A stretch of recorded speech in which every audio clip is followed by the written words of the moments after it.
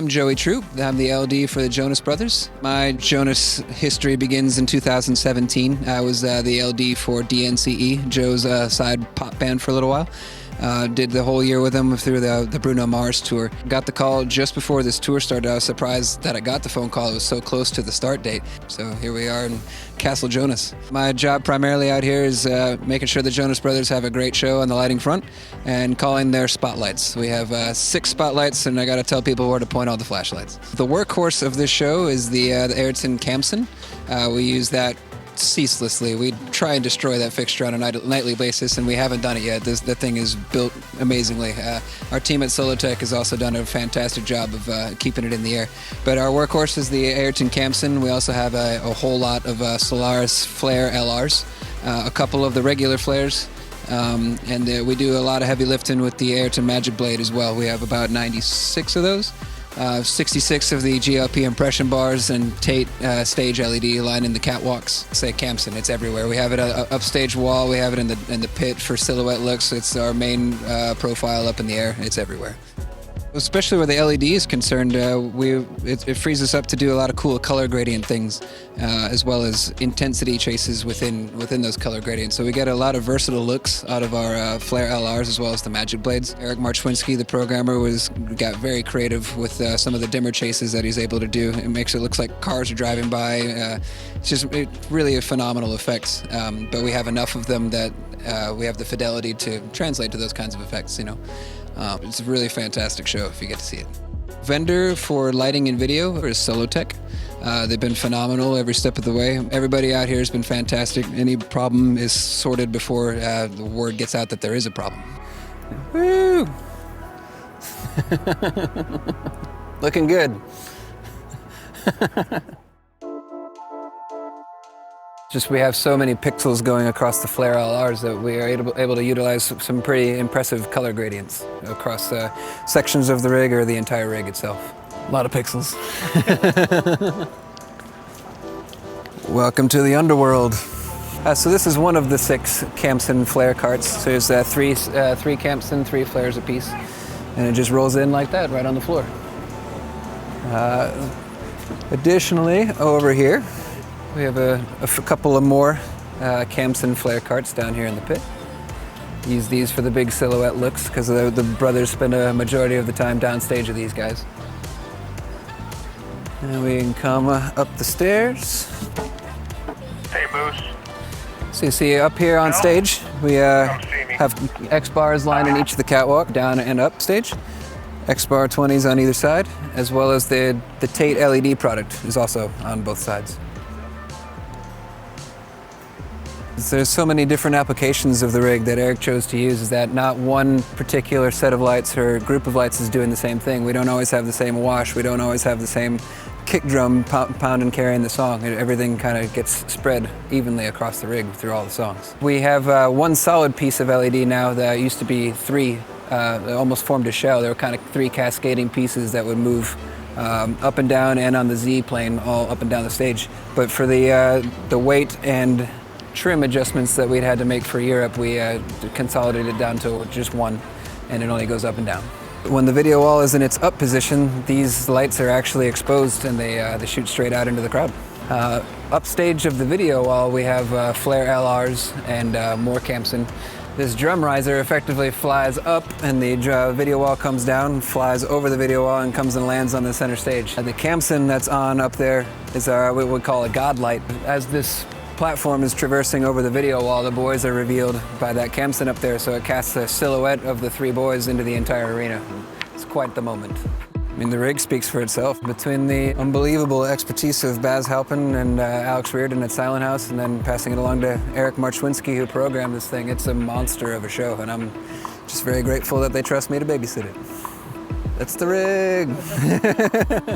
My favorite part about this show is probably the programming itself. Watching Eric Marchwinski do his thing was pretty inspiring, but the thing with the show is that you never really see the same thing twice. There's always just new, fresh things popping at you every new song. Specifically, one of my favorite moments is the song Strangers. We have the center pod comes in just a little bit, and he chose to use 6 of the lights of the 15 we have there to light the band, and it's really simple, really subtle. It just looks great. We do have several quiet moments in this show. It's almost like an entire section of the show where the boys come out to the B stage. They have a bit of an acoustic thing.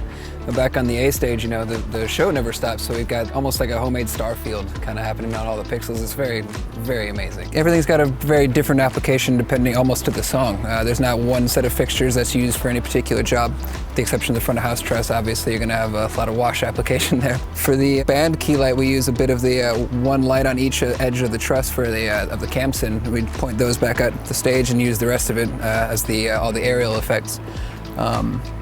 But for the most part, it's all a lot of pixely eye candy. We do a lot of the eye candy with the MagicBlade. We do a lot of the pixely eye candy with the X bars. Eric got very creative with the positioning, the fixtures themselves to make some interesting crosshatch patterns and just a lot of different shapes that we can get out of those. One song they even turn into hearts.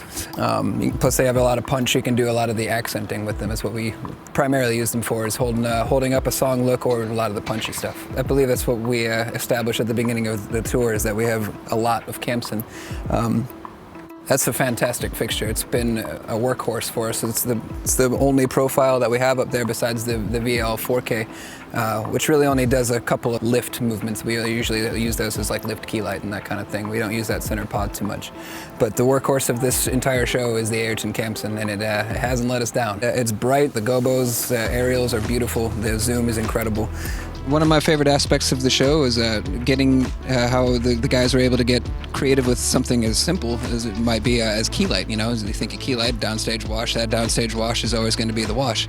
It's not the case in this show. We have key light coming from the center pod, we have key light coming from the electrics, we have key light coming from the most unexpected of places sometimes, and it makes for some very intimate, interesting looks. You know, you kind of can't tell where it's coming from sometimes. We use Khamsin on some of the electrics to key light the band, otherwise it's the VL 4K in the center pod. We use that for a key light as well sometimes. The key light workhorse on the show is the VL wash beam. Out of the front of house truss, we have 10 of them. That, along with our Roby follow spot system, that keeps us covered in the key light. Majority of my time during the show, obviously running the show, is calling spots. With a lot of movement, the guys like to run around a lot, and it's not just one light lighting one person all the time. There's a lot of fluctuation, and the guys move a lot. Got to make sure everybody's paying attention. I've tried to be versatile on every desk because you never know what you're going to end up with. My first board was a Hog. The first board I ever saw was a Hog 500. I then gradually moved towards the EventElevator Titan. That system, I had that system for about 5 years, and I actually own a Titan Mobile as well as the Fader Wing. But I was a drummer, and I found that board to be tremendously friendly to the punter. You know, you just put all the manual fade times, all the groupings, everything. But I punted for about 5 or 6 years before I ever saw a Q-stack. And then once I came into Q-stack territory, the Grand MA. Once I made the jump there, I haven't really looked back. We are on the version 3703.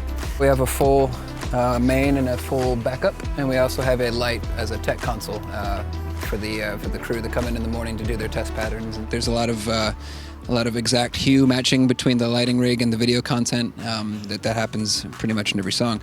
And there's a lot of gradients as well in the video content that we were able to replicate, thankfully, on the lighting rig, and it allows for some very, very huge looks. Just complete immersion, you know, coming from everything that you see. Sometimes it can be a challenge. This time it seemed to be almost made for each other. You know, I didn't program it. I didn't create any of these things, but it works very, very, very well together. It's very cool. My name is Chris Sullivan, Sully, to everybody except for my wife. I am the front house mixer.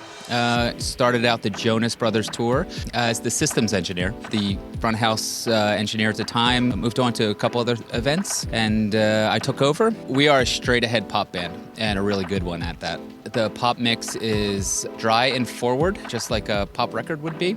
We have vocalists that we kind of intersperse there with the rest of the band. It's important for us to keep the vocalists out there, but not allow them to pull power from the band by being too loud. Everything is relatively compressed, but not over compressed. I'm not a gigantic user of plugins, but I think I have about 11 racks or so worth of waves in the outboard. That's all plugged into my SD7. We're running the Quantum engines on the SD7. And challenge-wise, for us, it's primarily the audience. In America, the audience between songs runs about 106 dB. outside the country, Mexico, we ran about 111 A-weighted, and that was almost continuous. So for us, it's a decision about whether or not to overcome the audience or to bring them down to us to a more manageable, reasonable level, and that's what I choose to do. I don't overpower everything. We kind of bring them down with us a little bit and just have a good, solid pop mix going on, and everybody enjoys themselves but doesn't walk away with their ears ringing. Me and Sully are using different racks. We got about 124 inputs from the stage, so we don't share gains, which is nice. At monitors, I'm using UAD live rack and Waves Grid with redundant system with the SD7 Quantum having the dual engines. We use very directional capsules. Nick's focal chain involves an XL42, a Midas insert. That goes into a 901 BSS unit. It's a multi-dynamic. It all ends up in a couple wave plugins, which are effectively 660, and I believe I have a distressor on him as well. All of that is finally run through a 50-45, just so that we can get enough gain out of them. We used to use DPA for Nick, the 4018 VL, but when we started the arena tour, because they're in front of the PA a lot and the B stage situation, we needed a mic with a little bit more rejection. So we're using Sennheiser 6000 series with a 9235 capsule, and that along with some plugins built to kind of get rid of some of the excess noise or the crowd noise. I use a plugin called WNS. It's not a gate or an expander. It takes away certain frequencies, and there's a threshold on it. So that's pretty helpful with getting rid of some of the crowd noise. Well, then we use a 58 for Joe, just regular 58. He sings, nice rock and roll singer. Joe's is a little bit more basic. We have a pretty simple Puke Child compressor 660 on him as well, and then he just goes out the door. So pretty straight ahead. Kevin is pretty straight ahead too, with a Puke 660 on him as well, and another 50-45. We're using an ADL. I have that on a bass guitar on one channel, and one of Nick's acoustic guitars on the other. When he comes out to the B stage, the tube limiter and the slow attack of the ADL really work well for his acoustic guitar. Couple standard distressors. One's on snare drum. I believe the other one is on a wet bass channel as well. And then I have a GML, 2-channel parametric. That's on snare drum and bass guitar as well. There's a 2500 over top of everything, an API. That just does the final 2-track compression. We use DPA 4018s for everyone else in the band. All the in-ears are PSN 1000s. We have about 24 mixes between spares, guest, and pyro, everyone who needs a pack these days. I've been using JH Audio for several years now. I really like their products. We're all the guys are on Roxanne's.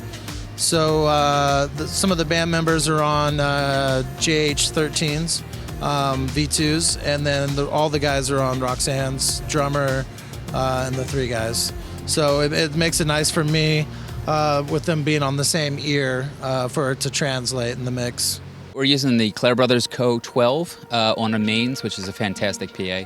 Very stable horizontally, very stable vertically. Pretty linear in response overall. Works well for us. We always fly our subs. We have a couple subs under the deck, but they're very low level. Flying subs is a design thing that I do all the time, mostly just so that we have co-located timing in the vertical. So when we have taller buildings, we don't have timing errors as we go up into the vertical. One of the criteria for me for the main PA is line length, so that we have directivity at low frequency as far down as possible. The Clare CP218s, which are flown in cardioid, as you see up there, there's only 6 of those. I've done that design on my last tour. I was systems engineer on Bruno Mars. We did the same exact rig with Bruno and had plenty of low end. For stadiums, we only added 3 more aside. So plenty of power up there. The power gives us the headroom.